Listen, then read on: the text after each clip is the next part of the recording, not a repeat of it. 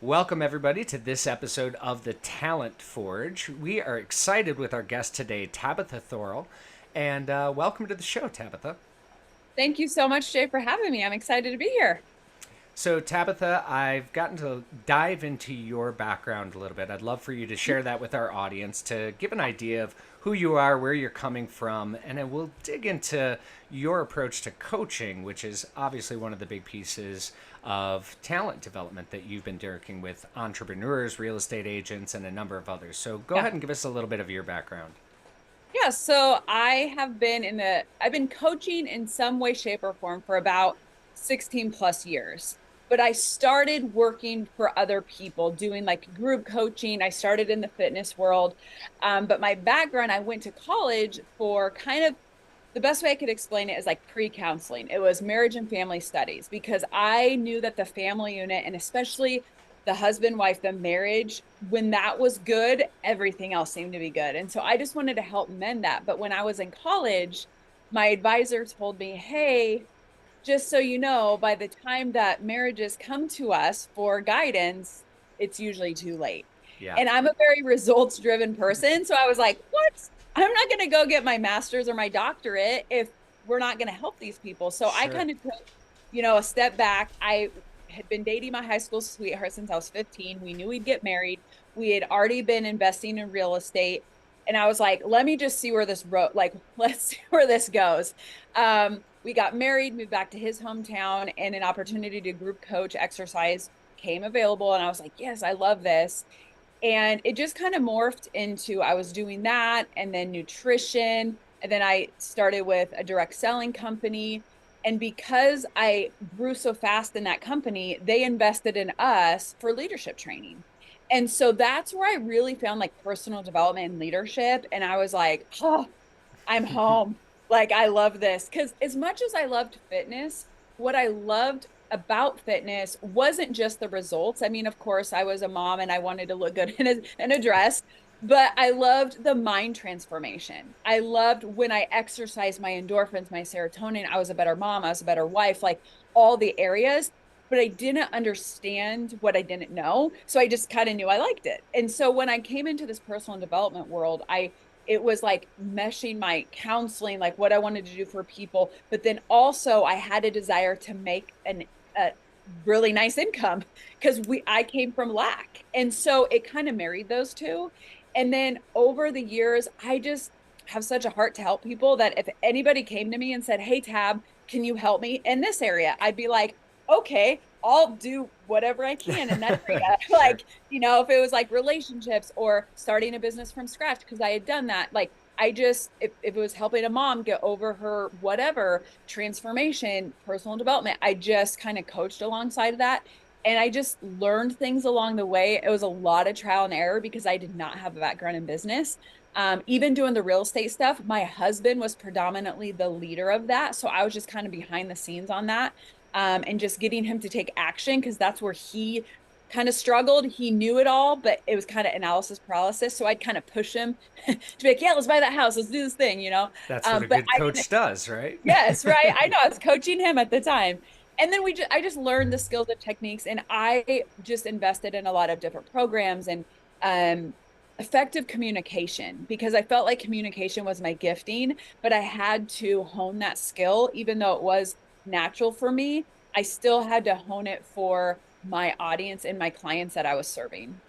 So let's dig into it. Yeah, there's a lot to unpack there. The one thing that I really loved is, as you were mentioning, training people in personal fitness, and obviously the results are great, but it's that aha moment, it seems to Yeah. me. Like, that's what I was kind of drawing. And I went through a personal fitness from a nearly professional hockey player into a not hockey player into a still eating like a hockey player, and Yeah. had to completely shift my Yeah. mindset. So this show is really about helping people achieve behavioral change with whoever they're training and coaching and engaging with. So, how was it? What skills did you really develop in that fitness space that got people to make changes when it was necessary for them to make changes? Well, first and foremost, I had to learn how to listen. And really, like, I'm a passion person, I'm a go-getter. So if somebody tells me they have a goal, I'd just be like, in the beginning. I just like, yeah, let's go, let's do it and do all the things, and almost like fire hose them. And I had to tone that down and just listen to the why. Like, why are they wanting this? Like, why do you want to look good in that skinny dress? Like, that little black dress. Why do you want whatever it was that you want? And so I had to ask the right questions. So learning that skill of like asking the right questions without feeling like you're like bantering them, right? Like, what do you want? What do you want? Because at first it was hard for me because I felt like intrusive. If I Sure. ask these questions, they might think that I'm being nosy or, all these things that I grew up with. Like, don't ask too many questions, just be silent, like nobody wants a busybody. So I had to learn to like, okay, I'm asking this because I care. And then just listening, like asking the question and just listening. And then what I found was they would kind of like talk themselves into it because they were selling themselves. And a Sure. lot of times they didn't even know. They just were like, maybe their marriage was broken and they wanted to turn their husband's eye, but they were too embarrassed to say that. Or, Sure. they, whatever. So it was kind of like that therapeutic thing because they would do it and I would just really listen. But then what was different between like me and like a therapist, other than just listening, it was like, okay, this is what you want. So then this is the roadmap. This is how you can change it. If you really want it, then this is what it takes. And it's going to be hard, but we're always going to come back to this conversation right here. Your gut wrenching why you want to do this because it's going to get hard and just showing them that, but also pulling out in them and believing in their potential. A lot of adults, we've abandoned that. Like, I don't know that Sure. I really can't do it because I didn't follow through on this. Yep. And so just giving them things that they were victorious on and saying, if you can be victorious on that, you can be victorious on this. It's just at a different level or a different scale. And that's a big thing that actually we've been talking about on this show is doing an effective needs analysis. And a lot of times for a training program or for a coaching program, we end up accepting that first, this is what I want, without really asking those secondary questions. I want to be better at sales. Okay, well, I could teach you sales techniques, Yes. but if you already know the techniques, really, do I need to teach you confidence? Do I need to teach you communication? Yep. And asking those important questions is such an essential piece for trainers, coaches, consultants that are trying to get to that sort of deep down Yes. motivational why. So I Yeah. love that you brought that in there. Let's kind of fast forward in your career. Let's get to that leadership coaching. Yeah. What lessons were you able to take from sort of that fitness space and bring Mhm. it into helping businesses, entrepreneurs, investors really succeed in that leadership world? Well, I'd always bring like the nutrition and the physical aspect just like surface level. Be like, hey, you know what? You need to move. You need to hydrate. You need to fill your body with good things. Even if you're eating junk, at least add some good stuff. Like those were always things because it just seemed like when I was talking with people, if you have something too rigorous, like they just didn't want to do it. And so it was like, hey, if you want to be a better leader, you have to think clearly. And in order to do that, you need to, do these little things. So I always brought that aspect into it a little bit and said, if you don't want to do that, but this is going to, if you want to be a good leader, be here. If you want to be a great leader, you need to up that level. And there's Yeah. little things that you can add to that that are going to make it better. Like you said, without learning another skill. Because a lot Yep. of people, it wasn't that they needed to learn another skill, they needed to take what they already had and like hone in on it and like make it superpower. And so a lot of times it was just like getting enough sleep, learning how to de-stress, adding some, just even a little bit of fruits and vegetables or a little bit of supplementation to help that body flush out the toxins so they can think clearly. Because remember, a leader's number one asset is their mind. Right. It is not physical. A leader should be the one who isn't doing the physical. They are constantly using their mind. So the best way to do that is de-stress, right nutrition, right supplementation, thinking clearly, doing those things so that they are an effective leader. And sometimes, especially if they haven't had if they're just very, like I say, book smart leader, they went to college, they did the right things that made them seem like they're a good CEO or whatever. That is a lot of book smart, but setting back and saying it's not just the book smart, it's how you can develop your mind to be going and leading on a bird's eye view all the time without this overwhelming stress. And that's Yeah. relinquishing control. That's doing the best that you can do and trusting your team to do it. And they're going to fail and all of those, different things. But investing in the mind, but that also means investing in the body. And so the fitness and So nutrition thing just naturally went to there. let me And dig then, in. Let me dig oh on yeah, go them ahead. real quick. Yeah. So, one of the things, and because I want to go even a little bit deeper on that question, and here's why. Yes. Is I just recently did a talk about the 5 reasons talent development's failing. And one of the things I said, at the beginning of that talk was, how many of you eat 5 servings of vegetables every day? And some Uh-huh. of the audience raises their hand. And then I said, how many of you get 7.5 hours of sleep? And some of the other audience raises their hand. And then how many of you go to every one of your doctor's dentist appointments? How many of you get 30 minutes of exercises a day? And various hands are going up here and there. And then I asked, how many of you do all of those things? And, virtually nobody's hand goes up. I think like 1 or 2 people. And I was just like, bullshit, Right, liar. right, right, But right. the point of the whole aspect was, we may know something, but that doesn't mean that we're going to act on it. So I want to Yes. dig in. How did you get them to act on these things? What were your strategies for, okay, we Mhm. know we have to do these things, but what is it that actually gets us from knowledge to action? Do you have any tactics or tips that you can share there? Yeah, so I think you have to go with what natural human nature is. Okay, so like for me, because of my background, it was like I did know a little bit about like human psychology, and that's one of the things I just nerd out on. Like I just love it, right? So as humans, we will do more to avoid pain than get to pleasure. So whenever you're talking about, I don't care if it's a CEO or if it's mom or dad, whatever, you have to show them if you don't do these things, this will happen. And you have to train your brain into looking at that as like foolproof true reality. So for me, I knew if I was teaching these people, I had to do it myself. So I always go back to, my mom had an autoimmune disease. So she was sick my entire life. Now, does that mean that I'm going to get an autoimmune disease? No. But in my head, I'm like, if I don't do these things, then I will get that, right? Like I will be in pain. It might not be an autoimmune disease, but just being obese or overweight or whatever is going to cause me pain. So I Sure. have to do this preventative health now. So when you're talking with anybody, coaching anybody or leaders, getting them to move, you have to look at this like this is a not a not this is a non-negotiable. Like you have to do this because otherwise you're going to get to your end result, your $1 million company, your whatever your goal is, And have a and you're heart not attack. exactly, you're not going to be able to enjoy it and your Right. brain is going to be so brain fog that you're not even going to be able to remember your grandkid's name. And I teach this right now with legacy wealth. Like, what legacy do you want to leave? If you're working so hard right now, but you have not built connections with the people that matter the most to you, it doesn't matter how much money you leave them because they won't care.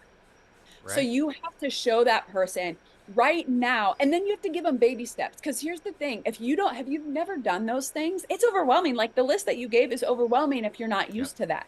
And Yep. people who only get 6 hours of sleep, they're thinking that hour and a half, I could get this done, I could get this done, I could get this done. So you have to show them, because that's where I'm at, like with sleep, because I have 5 kids. So it's like sleep is one of those things that it's like, right? And so I have to see sleep as such an asset as if I was adding $100,000 to the bottom line.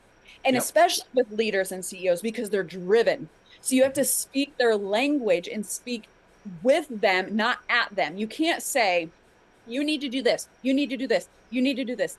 What I found was most effective is saying, these are the things that help you get to this result, which is your pleasure, right? Like, and so that's intriguing. They're like, okay, yeah, I got that. Like, that's cool. The opposite is true. When you don't do these things, this is what you're going to get. Yep. Is this what you want right now? And then a lot of times you have to do I visualization. Like I tell them, remember that one time you had that flu and it got you now, you couldn't work for a week, you felt horrible. Like I want you to visualize what that felt like and getting them in that place and saying, if you don't take a hold of this action right now, you're going to feel like that more days than not because your body's going to start shutting down. So And just getting them in that position to feel it. And then as a coach, if you're working with them weekly or monthly, taking them back to that place because they're going to go back.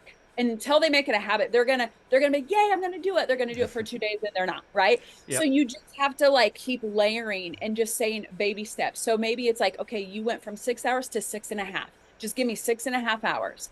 And then when they do that, reward, like reward, and then continue like, okay, let's do 6 hours and 45 minutes. Depending on the Yep. person, it's like that baby step. It's just like if you were telling someone who had to lose 100 pounds, you're not going to say you have to lose that in a month. You're going to take it That's baby the step. mountain way too big. Yes. Yeah. And that's the We got to goal. And it's focus on good the to have a step. big vision, right? Like it's Yep. good to have that big vision. And I like that. But then, okay, this month, I just want you to consume, X amount of water and add this amount of supplements and sleep this much. Like that's it. And maybe introduce like a 10-minute de-stress walk where literally you don't have your phone, you don't have headphones, nothing. You go out in nature if you can and just walk for 10 minutes. Like everybody has 10 minutes or you might as well be dead, right? Like Sure. just doing those things and speaking their language with them. And again, that it's for them, it's not at them. You're not here to judge them. You're not here to say this morning routine is going to make you $1 million.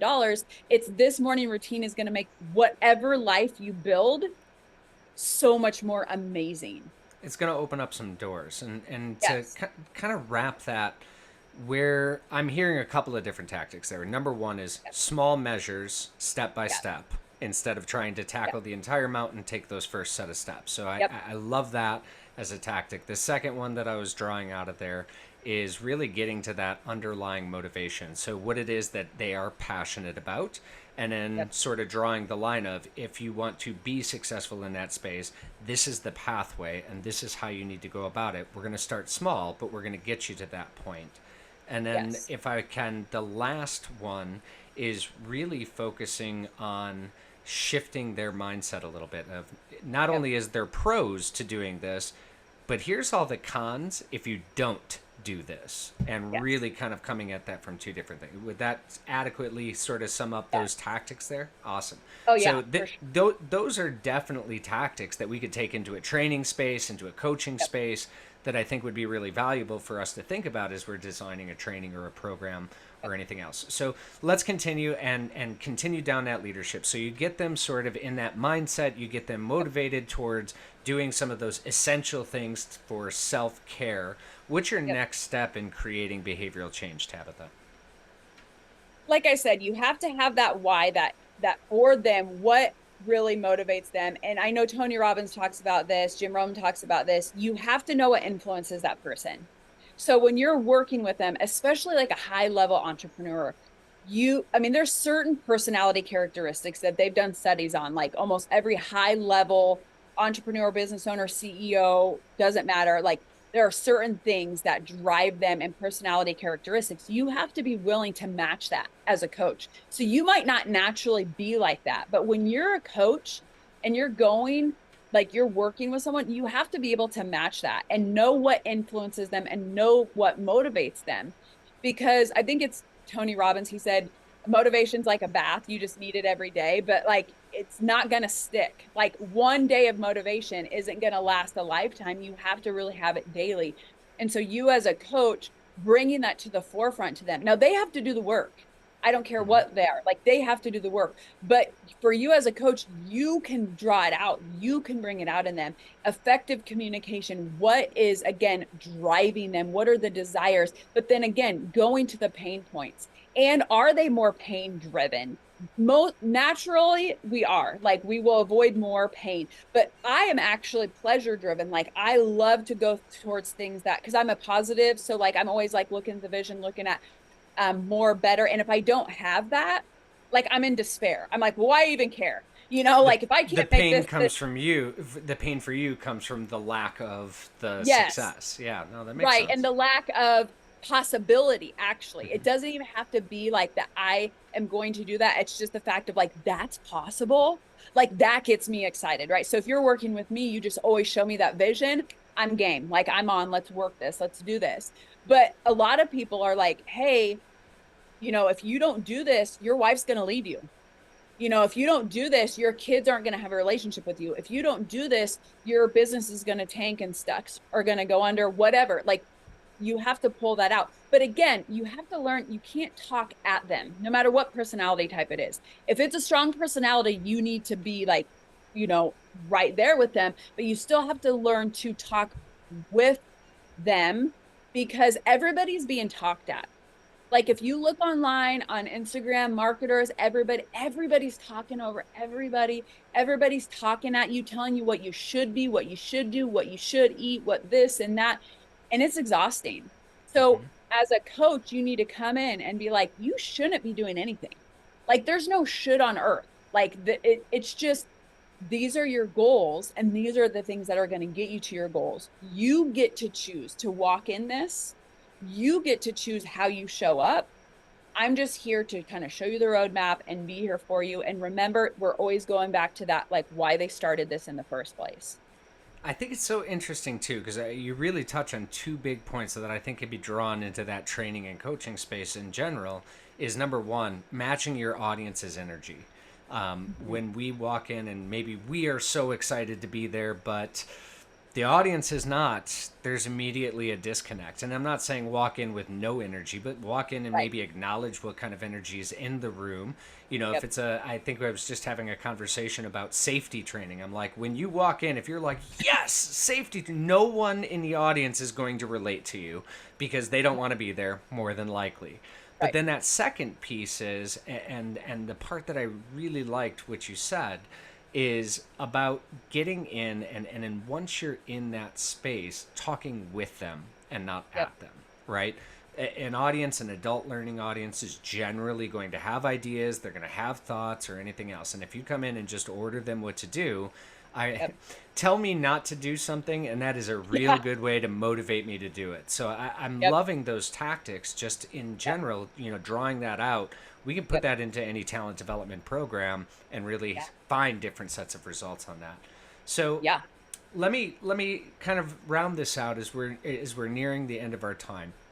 As a coach, as a successful coach, as a successful entrepreneur yourself, what would be, if there's one thing that you could tell our audience of trainers, coaches, talent development, managers, etc., what is the one piece of advice that Tabatha would offer to say this is what's going to take you to the next level in your talent and training programs? Forgiveness. Oh, interesting. Can I, you I elaborate? Yeah. yeah. I say this on a lot of podcasts and CEOs and leadership. The You can say all you want about like do this, step one, step two, there's all those things and they all show merit. But one thing people don't talk about is forgiveness. And this is why it will take you up a level no matter where you're at. Is because most of us, especially high level entrepreneur coaches, we are so results driven and go and do, and our standards are so high that most of the times we ourselves do not meet them. And the people around us do not meet them. And whether we show it or not, when we hold that against people, they can feel that energy. But when you learn to forgive yourself for the shortcomings, for maybe not showing up, maybe not drinking the water, doing the sleep, doing the exercise, doing the follow ups, when I can forgive Tab every single day at the end of the day and saying, you know what? You didn't do that thing and you wanted to. So I assess it. I look at it like, okay, how can I change that? But I'm forgiving myself fully right now. I did the best that I could in that mindset and whatever, even if I attributed to it, even if I ate a cheeseburger and fries and my brain was so bogged down because it was digesting that and I knew I shouldn't have done that. Like, right? We know we shouldn't do things and we do them anyway. And if we don't learn to forgive ourselves, we hold on to that energy into the next day. And then we fall even more short. And then we fall even more short. And by the end of the week, we are like this big and we're so frustrated. We're so angry. It doesn't matter if our business does $7 million. We're just The so, oh, motivation's not going to be there because it's yeah, not like we're internal. exactly. But when you can forgive yourself every day, and truly like release it. I don't care if this is forgiveness, like you're an alcoholic and you said you weren't going to drink and you did. And every day you said, I'm going to forgive myself for my shortcomings. I'm going to move on. When you learn and practice that, because it's a practice of truly letting go, then when other people do stuff around you, it's easier to forgive them as well because people in business are going to disappoint you. VAs are going to drop the ball. Clients aren't going to show up and do what you told them to do. Kids are going to do whatever they're going to want to do. Your husband, your spouse they're going to do whatever. And if you learn every day, you can get mad. It's okay to get mad. I'm not saying don't get mad. You're not getting, I'm not like, oh, it's okay, honey, that you just colored all over the wall. Like it is not. What I'm saying is it's not okay that you colored against the wall. So let's get you some paper. Let's do some things. What I'm saying is, I forgive you and I love you, and we're moving on from this. If I can do that, if I can forgive Mark Zuckerberg for taking all my money on Facebook ads, like every day I can forgive and literally, or the president of our country, like whatever, if I can truly say, you know what, I forgive, I'm moving on. What can I do tomorrow to make it better? Do I need to be an effective leader? Was my communication? Because I always take ownership. When anybody on my team drops the ball, I'm like, it's on me. What ownership? What did I not do to communicate that? And then I forgive myself for not doing that, right? So it's a full circle. Yeah. That's how you get ahead in life. That's how you become. If you want to be a top leader in your company, learn this skill and this practice every single day. And not only will your business life flourish, but your personal life will flourish. Such great advice, Tabitha. So, where would our audience be able to find you? Are you on LinkedIn, Instagram, Facebook? Give us where would they locate you? I'm on all the things, but most that I'm on YouTube. I have a podcast on there and different content, especially with our Keep Legacy Wealth project, which is we just help families produce wealth and then keep it through success and wealth principles for your kids. So that's on YouTube, Facebook, Tabatha Thorell, Instagram, Tab Thorell, and then we have our website, Keep Legacy Wealth, if you're interested in any of that. And then Tab Thorell is my home base. That's where all my freebies, from all my fitness to personal development to real estate, any freebies are all housed on that website. We'll make sure we get those links in the show notes. And Tabitha, thank you so much for your time and Yes, energy thank you so today. much, Shay. This has been a wonderful conversation. And thank you for joining us in this episode of the Talent Forge podcast, where we're shaping the future of talent development. Bye bye.